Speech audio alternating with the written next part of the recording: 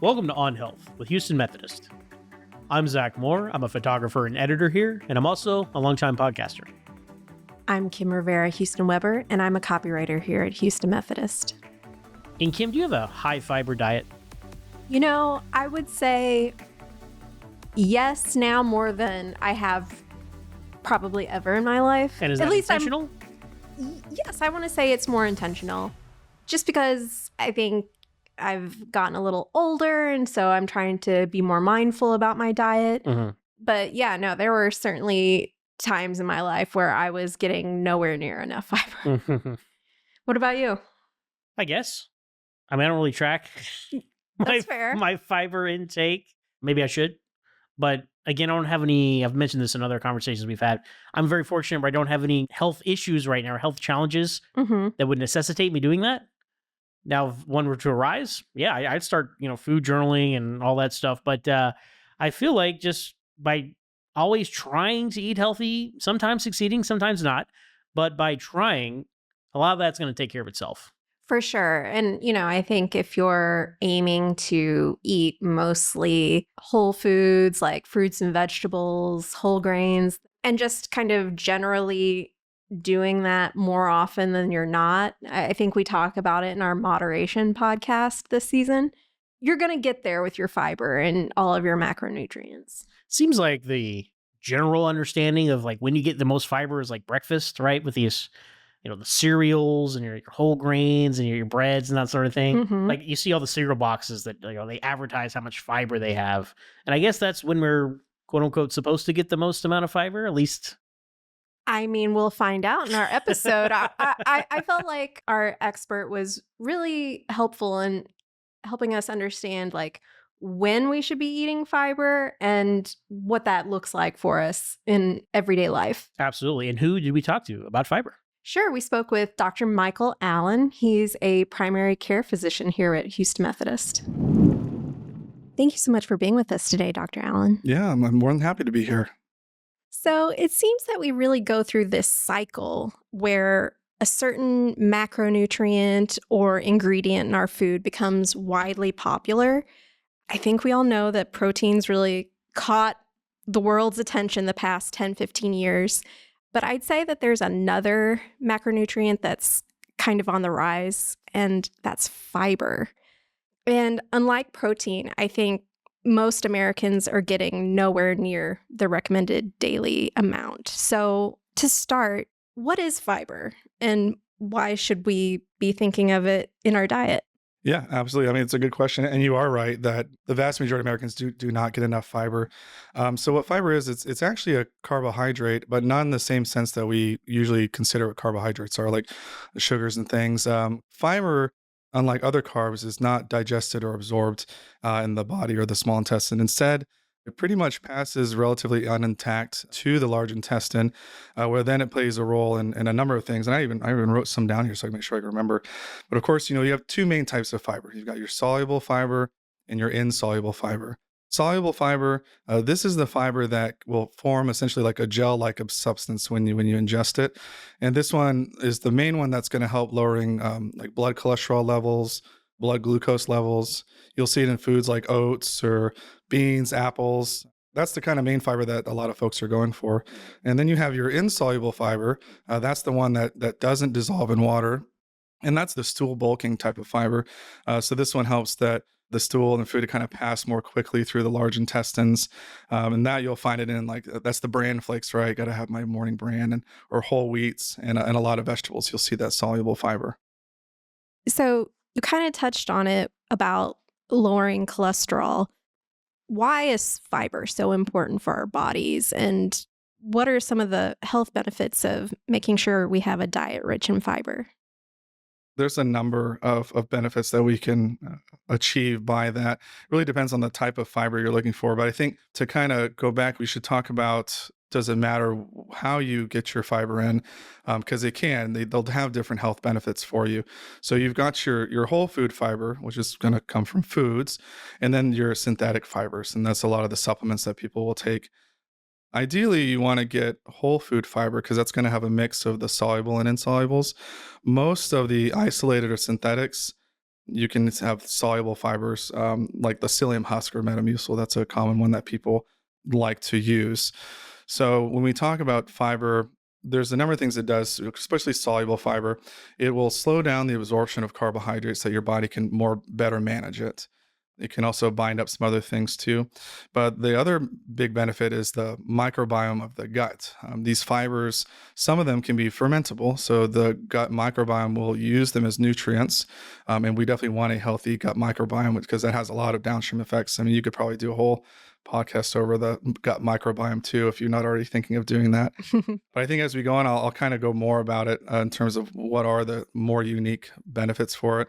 But the kind of bottom line for those are cholesterol and glucose, but then also weight loss, right? Because you're going to feel full longer and quicker because it slows down gastric emptying. You're going to feel more satisfied too. You'll have lower energy because the problem is if you have a low fiber diet, when you do eat, your glucose can shoot up pretty quickly and then it will crash back down. And that's that carb crash that people can feel where they feel very fatigued throughout the day and then get hungry again pretty quickly. So they tend to eat more. And then if you're eating more, you're going to gain more weight. So those are just to name a few of the benefits of the fiber. You had mentioned synthetic. And so, I know protein's been a big deal in the food industry the past 10, 15 years. Now that fiber is getting noticed, food and supplement companies are now starting to tout the fiber in their products. And, as you mentioned, I think we're all kind of coming to know the gut microbiome is probably a little bit more important than we've given it credit for in the past. And so we're seeing all of these specialty processed foods and supplements crop up to help us meet our fiber intake. So should we opt for some fiber sources over others, and kind of why or why not? Great question. Yeah, something that I do have patients asking me more often now. Kind of bottom line is whole food sources of fiber should be your foundation. You should be getting it from food and whole foods, and use supplements to bridge the gap, right? So if you're not going to meet your fiber requirement that day, then a supplement is fine. There's a lot of these kind of trendy fiber blends coming out or gut health powders. They might not be harmful and they might help, but they're definitely not magic and they are expensive. You don't need some magic powder thing to give you the fiber that you need. What you really need is whole foods and then picking a reliable supplement fiber if you want, like a well-studied like psyllium husk. Psyllium, that's the most studied in terms of benefit, and that's a soluble.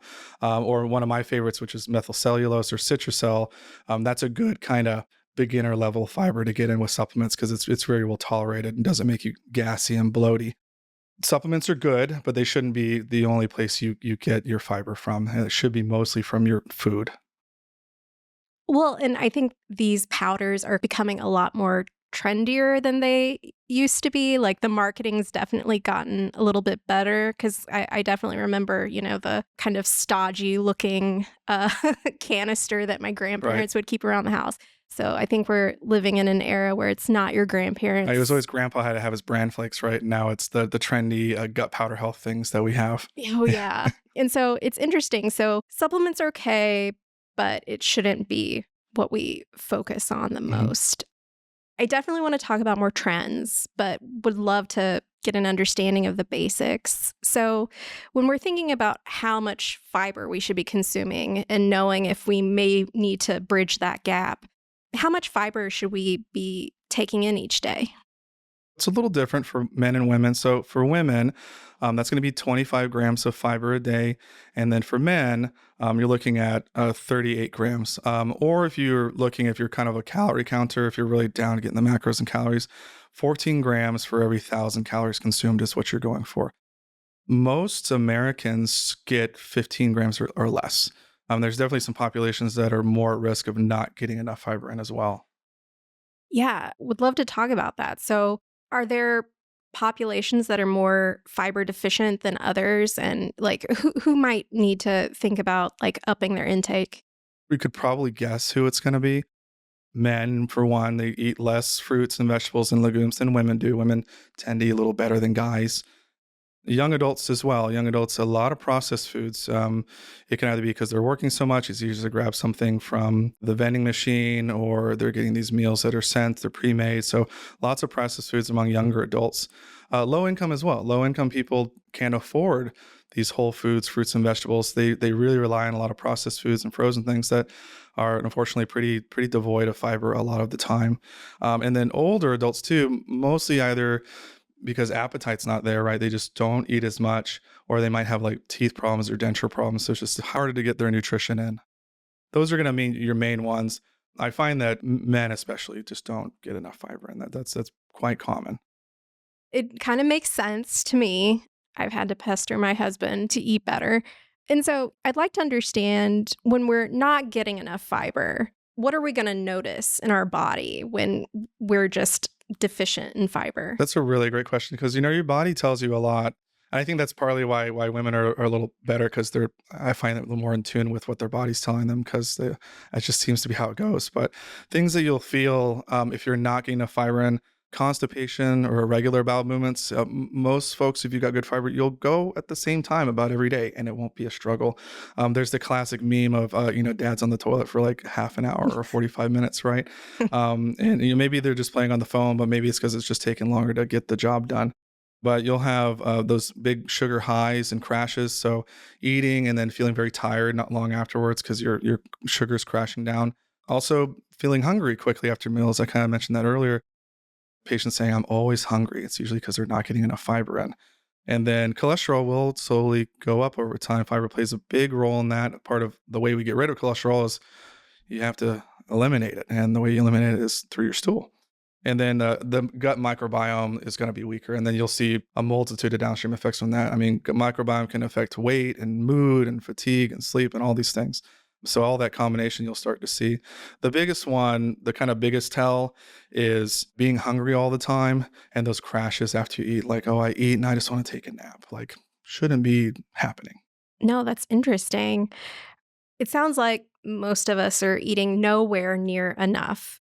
But are there certain populations that need to maybe moderate their fiber intake or lower it for any reason? Most people benefit from increasing their fiber, but there are some exceptions. And often it relies like, okay, what's the type of fiber that they're having in? So very commonly like IBS or irritable bowel syndrome, some fibers, especially fermentable ones like inulin, will create gas, and then that's going to cause pain, and that will make IBS worse. Those people benefit more from like a low FODMAP diet. And then, of course, if you have either active inflammatory bowel disease, like during a flare, you don't want to irritate the gut. So you want to do low residue, low fiber, let the gut kind of rest. Fiber is like a workout for your gut, right? So it makes it work, which is what you want to do. But if your gut is sick or inflamed, it needs to rest. And so you don't want to give it fiber. You don't want to have it go exercise. And then folks with diverticulitis. Now, a lot of folks will confuse diverticulosis and diverticulitis. Diverticulitis is the inflammation that occurs from people that have diverticulosis. During the inflammatory phase, which is diverticulitis, then you don't want to give more fiber because it's going to irritate. You want to rest it. But when you're in the stable phase, then you want high fiber to not get constipated and not let the stool accumulate, which can then cause the flare. If you have diverticulosis, it should be high. If you're in a flare, you want to back off. Another population, and it's getting to be more and more popular, folks taking GLP-1 medications. I know I have a few friends that have taken them, and so like they've gotten into fiber supplements, of course. Is it true that using fiber supplements while you're taking a GLP-1, does that kind of help with any of the side effects that you might have with taking that medication? Absolutely, yeah. GLPs, they are very popular, right? And I wonder if that has to do with why fiber is getting so popular now too, is because I feel like everyone's either trying to get it compounded, which I don't recommend, or getting a script from their doc. But GLP-1's common side effects is going to be constipation, nausea, and then early satiety and reduced food intake. And that's part of how it works, the latter, not the constipation and nausea. Fiber will counteract those things, such as relieving the constipation. Of course, you want to kind of gradually increase your fiber. You just don't want to go straight to it. stabilizing the blood sugar, which is good because if you're eating less overall, you want to have more stable glucose levels. You don't want them getting too low. You'll feel fatigued. And then again, the gut health, right? GLPs change the way that your gut processes food. It slows down absorption. It slows down where certain nutrients kind of get to in your digestive tract. So they will affect your gut microbiome too. Fibers are going to help to more stabilize your microbiome. I always recommend for any of my patients taking a GLP if they're not getting enough fiber in, which sometimes they're not because they eat less. It can benefit to take a supplement to kind of get the rest of the way there, or be very conscious about getting enough fiber in.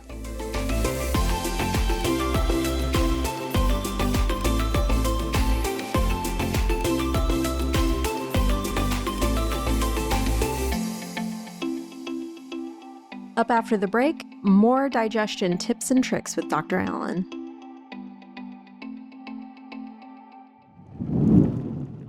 From annual checkups to managing chronic conditions, your healthcare should be personalized to you.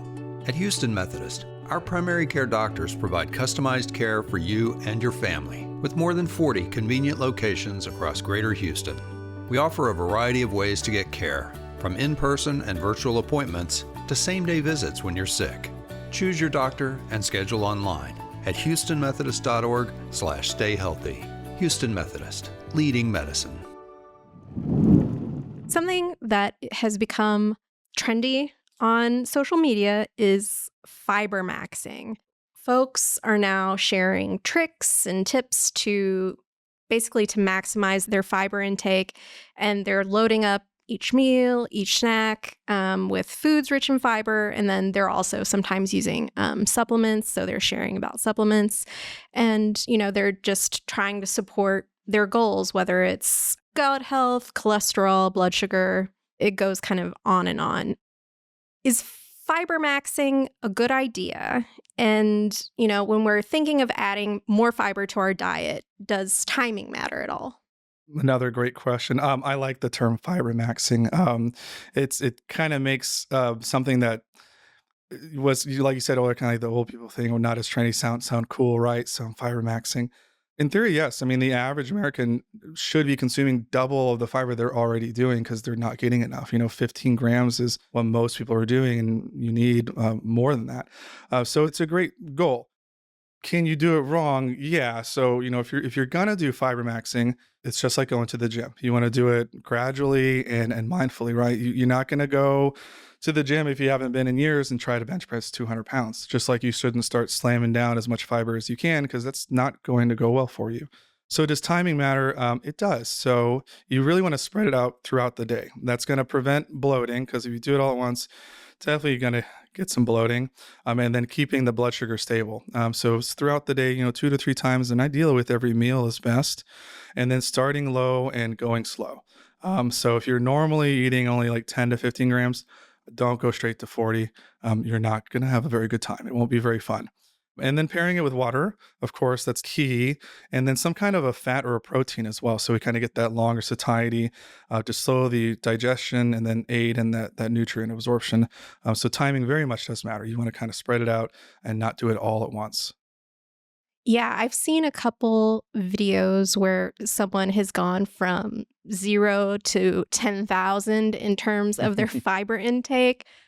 Just for our listeners who might be encouraged and might try to go too fast too soon, how would you know if you're maybe overdoing it? Yeah, again, it's going back to listening to your body, right? So surprisingly enough, you'll start getting the same effects as you would as if you were not having enough fiber. So constipation, surprisingly enough, and often, especially if you're not getting enough water in, gas, bloating, abdominal cramping, that very tightness in the belly. And then you might even, if you too much fiber, you won't absorb nutrients effectively. So you might not be getting enough vitamins, other minerals, or even carbohydrates absorbed in the first place. If you have too much, it can block the absorption. And then you could suffer the effects of that. Low vitamin D causing fatigue, low carbohydrates causing low energy. There's a multitude that we could go over, but yeah, those are some of the ones you'll see. And especially if you pick ones that are highly fermentable, and then you're really looking at having a lot of bloating and gas, and that microbiome, the microbiome is going to be happy about it, but you won't be very happy about it. So you'll see those effects if you do too much all at once.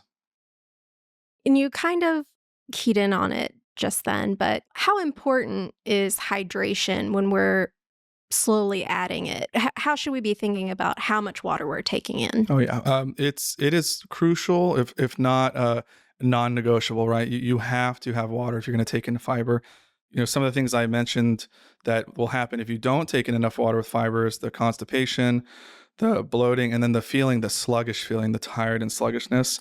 A good kind of rule of thumb is for every 5 grams of added fiber, a glass of water, 8 ounces of water is a good rule of thumb for that. Maintaining hydration throughout the day, kind of rule will say, 64 ounces of water a day is pretty good. But yeah, if you're kind of pairing your fiber intake with water, 5 grams to 8 ounces. So another popular thing that I've been seeing is the dense bean salad. If you haven't seen it, I'll send you the videos. The recipes look good. I haven't made one DBS, yet. yeah. Yeah, the DBS. The salad usually contains anywhere between 2 to 3 types of beans. There's usually vegetables, a protein, and some kind of dressing that they'll make. And it's meant to be mixed all together, and it's something you can kind of consume during the week for your lunch. Would making a DBS every week be enough for us to meet our daily or weekly fiber goals? DBS, finally, it's one of those trends that's actually backed by like solid nutritional science. So it's one that I can definitely be on board with. Beans especially are just an absolute fiber powerhouse. And then combining them with vegetables and a vinaigrette makes it nutrient dense, filling, and gut friendly. So wins all across the board. The question is it enough, right? It can get you there, right? But there's a few considerations. Most people with DBS, let's say if you make a DBS or a dense bean salad and you have 1.5 cups to 2 cups, that's going to give you about 15 to 25 grams of fiber. For women, daily is 25, men 38. So either meeting it or pretty close. So almost the whole day in one sitting, which is good. But if you remember earlier, I mentioned it's better to spread it out throughout the day than taking your fiber all in at once. So fiber works best when you spread it throughout the day and, like I said, not kind of slammed in all at once. It avoids the bloating and facilitates the gut microbiome. It can definitely, I like to describe DBS can be your fiber anchor. So it's like, I'm going to do this as kind of my anchor. And then through the rest of my day, make sure I'm getting in other fiber sources and maybe even a supplement. But I would consider DBS is almost like a supplement. Like I'm going to use this as my anchor to bridge and then get the rest with my diet throughout the day. So I think it's great. And they do look really delicious. Yeah. Yeah. Yeah. I might make one later this week too. Sounds so good. I like seeing when they like put them in wraps or because, the reason why I haven't tried it is it just going to be like eating a bunch of beans all at once? But It has the word salad in it. So yeah. Yeah. Just supplement with all those veggies. Just to circle back really quick. So we talked about supplements and also getting our fiber from whole foods. Are all fiber sources created equal, or should we prioritize one over the other? We kind of mentioned it's basically whole food fiber versus the synthetic. Whole food fiber is ideal, and you can get it from tons of sources. And really, there's no wrong source to get it from. Fruits and vegetables and beans, especially fruits too, because they come with other nutrients that work synergistically with fiber. So it's not just the fiber that you're getting when you're having it from whole foods, you're getting everything else that comes with the whole foods that work in concert with the fiber. It's by design almost, right? Whereas as a synthetic fiber, you're not getting all those other things. All you're getting is the fiber component. You're not getting the vitamins or the other kinins and things that can come with it. So really, there's no like perfect food. We know some are stronger and better than others in terms of their content of fiber, but ideally a variety is what's best. You don't want to be like, okay, I'm just going to only do beans and have that be my only source of fiber. You want a little bit from everything and some of the foods I mentioned earlier. And then you can always look up online because, the apple's not coming with a food label, but you want to get it from a variety. So there's no all-star whole food to get it from. And then, of course, using the synthetics as your bridge. We've kind of been circling the whole topic of digestion.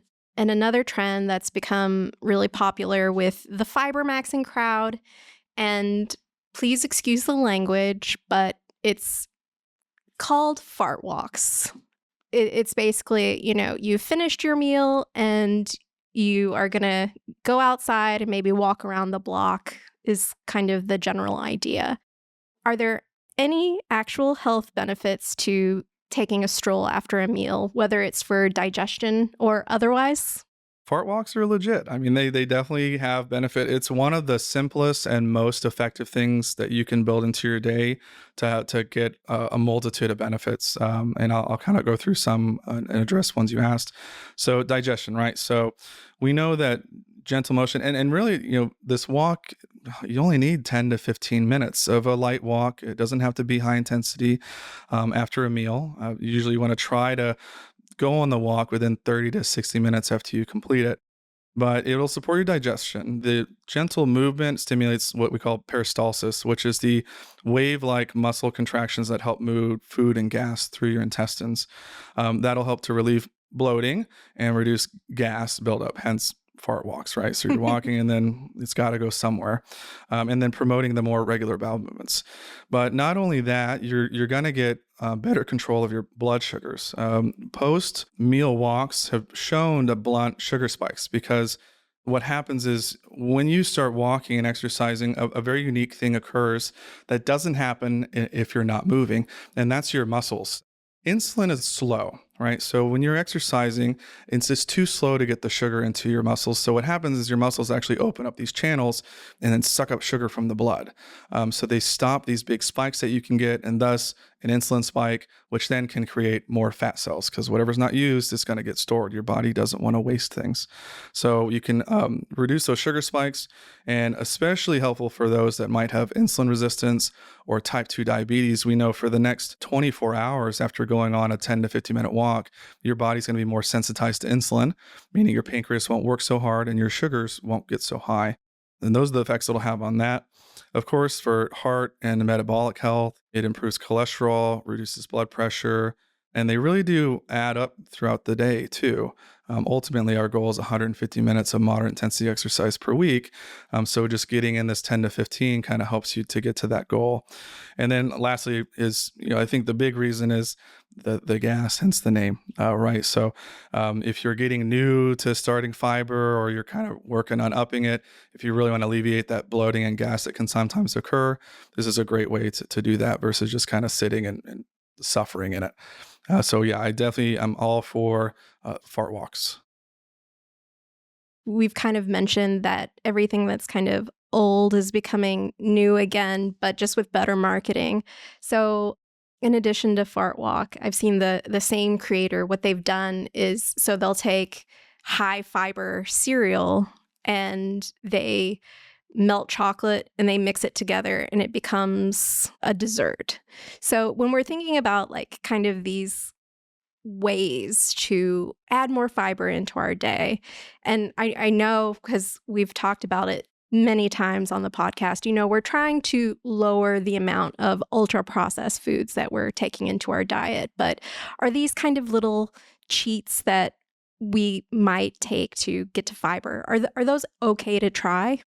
Say so, especially if you're having trouble getting your fiber in, right? Some people, they're just, well, even if they want to, they just don't really like vegetables, or they can't afford them, or can't afford fruit, but they can definitely afford a big bag of cereal that has high fiber in it.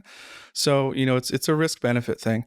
If the alternative is you're not going to get enough fiber in for your day, then I'd rather you mix it with the chocolate and have it as a dessert, right? Granted, yes, it's processed, and we know kind of pick the least processed version of it. But yeah, like I said, if the alternative is just having none at all, I'd rather you get it in. We've kind of talked about all of these various trends, and if we're trying to come up with a regimen that is a combination of any of these things, what would you recommend, like how we should start out maybe?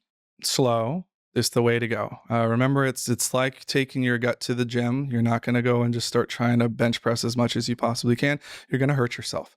A good way to start, it depends. I would definitely talk to your doctor, right, and kind of get advice there. So those other populations I talked about, like IBS or inflammatory bowel disease, probably might want to start with my beginner fiber, which I talked was like Citrusel. That one is not fermentable. Biome cannot digest it. So, but it can aid with constipation and keeping the gut moving, but don't really get the gut biome. But it's a good kind of intro starter to get into it. Psyllium is the best.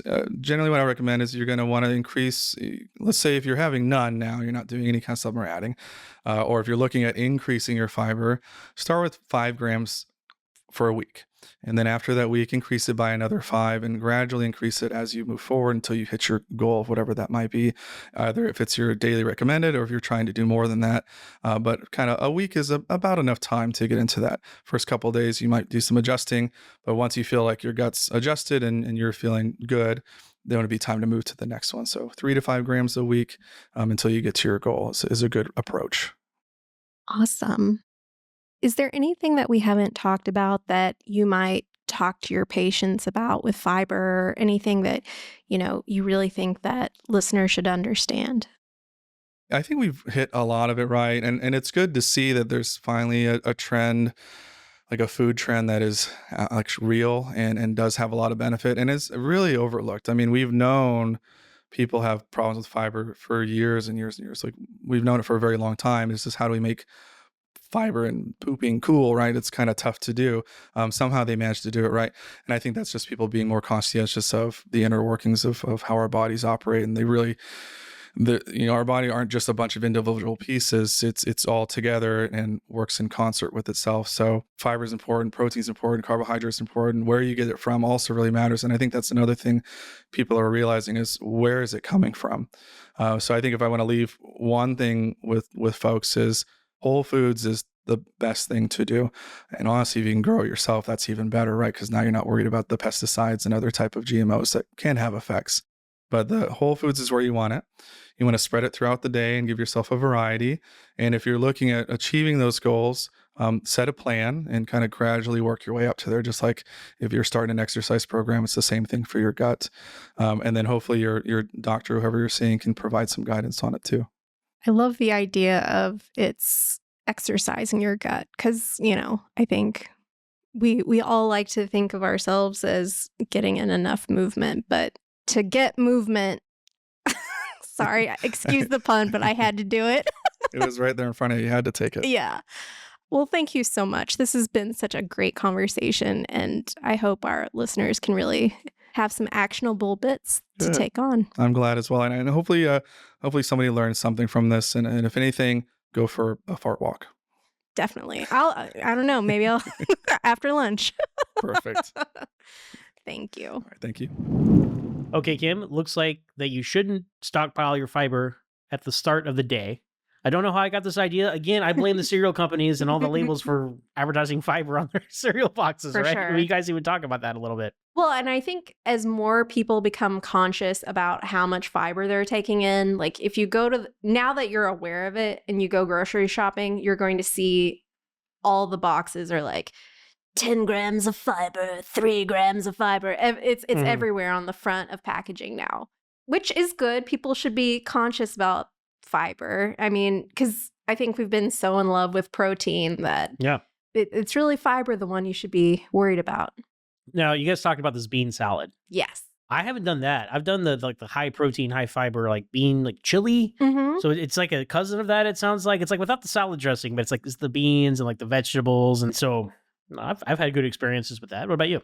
I still haven't tried the dense bean salad yet, but I do follow the particular creator who is the originator of the dense bean salad. And every time I see one of those recipes, I'm like, I really should make that. It looks good. It really looks good. And I like the idea that you make it on Sunday or Monday, and that's your lunch for the week. Yeah. See, as someone who's always struggling with meal planning, right? And like, oh, we should be healthy and eat this all week. And it's a struggle. But something like that, in the past, I've like, okay, but divvy all this out into like this container and that container and that container. And these are your 4. Let's be realistic, right? You're going to go out for lunch at least once a week. So, 4 containers of this salad or chili, whatever that ends up being. It helps you across the board, really, because it helps you in health-wise. Yeah. Because it's a healthy thing to eat. And also, we'll save a little money. Save a little money. And, it's about that consistency, right? Yes. So just making sure you're being better more often than you're not. Yeah. Yeah. Because you feel bad if you have something in the refrigerator and then you just leave it there and go spend money on lunch, right? Yeah, there's nothing worse than the look of shame that your Mhm. produce gives you when Yeah. it's like wilting there in the crisper Yeah. as you put out food delivery on the table. Yes. Yes. Another trend that I talked about with Dr. Allen, I mean, I don't know if we can really say it on the podcast, but I'm just going to say it anyway. Zach, have you ever gone on a fart walk? It's good to know that there's an official designation for this now. I mean, and honestly, we all got to pass gas sometimes, right? Mhm. And at some point in my life, I found, am I going to have an upset stomach Mm-hmm. and be uncomfortable or just go pass gas somewhere? Yeah. Maybe more than one somewhere, maybe Mhm. many somewheres. So yes, in my own way, I have done this. I guess we all have, but now we have something to call it, right? Yeah, Because the more fiber you eat, the more gas you got to pass. That just goes with the territory. for sure. Especially, when you start exploring adding more to your diet, I think that's when Dr. Allen said that we are more likely to experience those challenges Mhm. of having more fiber. What I think was so interesting about like going for a digestion walk or going for a walk after a meal is he said it helped with your blood sugar levels. And, I think that's a great reason for all of us just to, after you eat dinner, to go take a stroll around the block or something like that. Yeah, it's a nice after dinner activity and it has health benefits as well. So, if nothing else, just park a little farther away from the restaurant. Right? Park a little farther away from the restaurant, maybe just after you finish the meal, like take a little stroll around the block and Mhm. come back home. Yeah, do some window shopping. Yeah, that's Yeah. right. I love tips like that where it's just so easy to just incorporate into your day. Because sometimes I feel like we think about these changes that we might want to make for our health as being like these big, like insurmountable Yeah, things. it's But intimidating. Yeah. yeah, but if you slowly incorporate, like Dr. Allen said, about having more fiber with each meal and kind of following it, going slow to start, I think is great advice for anything you want to do when you're trying to change your health. Absolutely. And we've had many conversations on this podcast about that. Making those micro changes, that's the way to go. Mm-hmm. Because if you just make some sudden pendulum shift to the other side, that's unsustainable. Yeah. Right. And it's not going to stick. Yeah, I think the big changes that are overnight changes, I think those are the ones that kind of lead into the crash outs. Absolutely. So are you worried about your fiber intake now, or do you feel pretty confident in it? I feel pretty confident in kind of how I've been approaching things because I don't really count macronutrients, but I'm making sure that there's vegetables on my plate with every meal. Yep. So I know I'm getting fiber. And, I take a little like gummy supplement and hopefully I'm there. Absolutely. All right. Well, that's going to do it for this episode of On Health with Houston Methodist. Be sure to share, like, and subscribe wherever you get your podcasts. We drop episodes Tuesday mornings. So until next time, stay tuned and stay healthy.